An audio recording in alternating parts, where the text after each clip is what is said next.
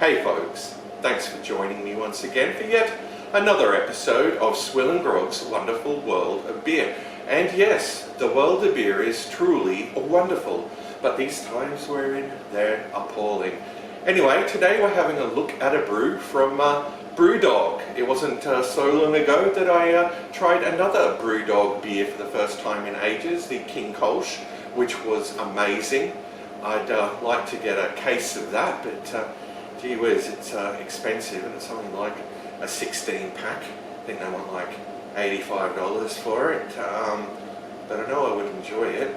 Anyway, this one here before me is Shandy Shack, which is of course a shandy, a lager cut with lemon, and it comes in at 3.5% alcohol by volume, and it's brewed here in Australia, in Brisbane, at the Brisbane facility, which I believe is also a brew pub, although I've never been there.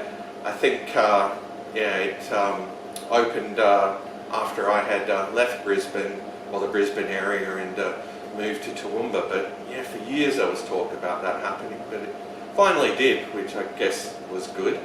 Anyhow, yeah, so let's see how this tastes. I actually bought a 10 pack of this for the missus, but anyway, I won't tell you what she thought. I'll yeah, save that for later, but let's crack open this 375ml can and give it a pour.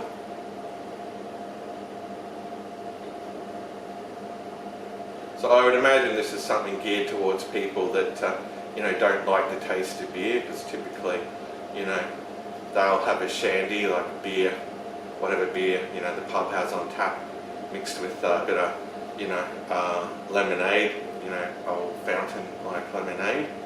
Alright, so let's get a look at the appearance. Well, it's a very hazy, light golden colour, just about a finger of off-white head.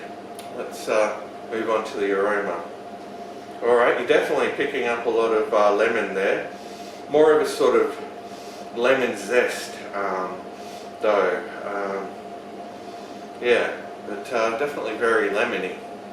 Alright, so we've talked about the appearance and the aroma, so could only mean it's time for the taste test. Cheers to you all, let's dive in.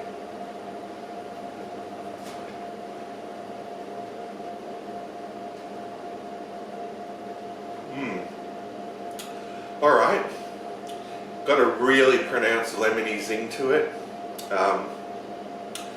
Yeah, not getting much in the way of sort of malt. Yeah, the lemon flavour is quite overpowering, but it's sort of more like a sort of lemon squash sort of taste rather than lemonade, actually. Although I think they do say something on the can, like it's like natural lemonade. Yeah. Alright.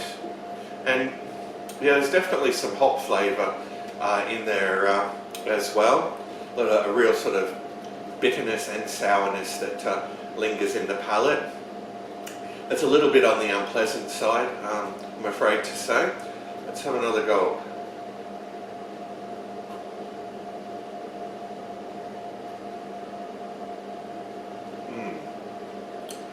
Alright, yeah, the more I'm drinking it, the more it's tasting just of sort of like lemon squash mixed with beer, and yeah, there's a definite unpleasant sour note yeah, happening there that lingers in the palate that I'm not enjoying. Is it drinkable?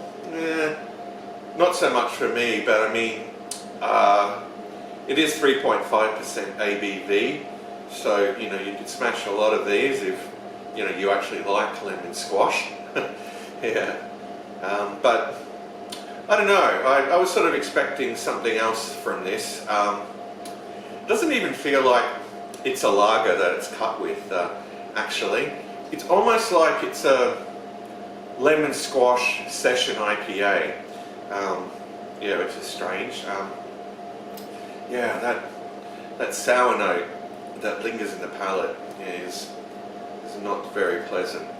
And yeah, let's have another gulp though before I make my next comment.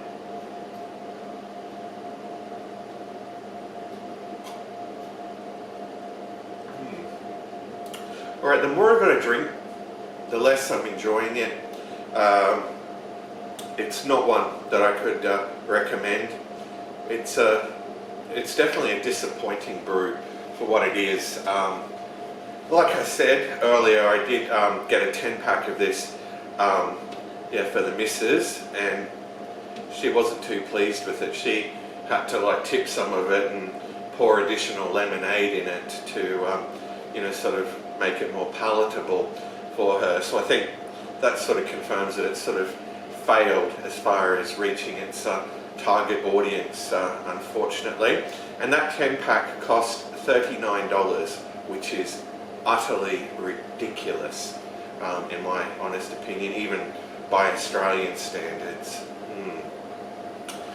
Yeah, so not one that I could recommend, but if you're looking for a lemon squash session IPA, then maybe it's you know, it might be something that appeals to you. All right, well, let's have one final gulp and give it a score out of 10.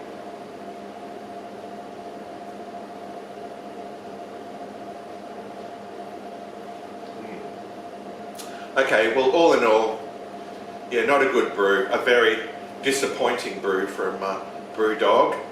I'd be inclined to give this a 4 out of 10. It's a pretty low score for me. So anyhow, I'm going to try and drink the rest of this. I'm tempted to just tip it in the garden. Yeah, but that would be a bit wasteful. But anyway, especially considering how much I paid for it. So, yeah. Alright, well anyway, that's it for me. I'll see you all in the next review, hopefully with a much better beer. But until then, folks, fare thee well, or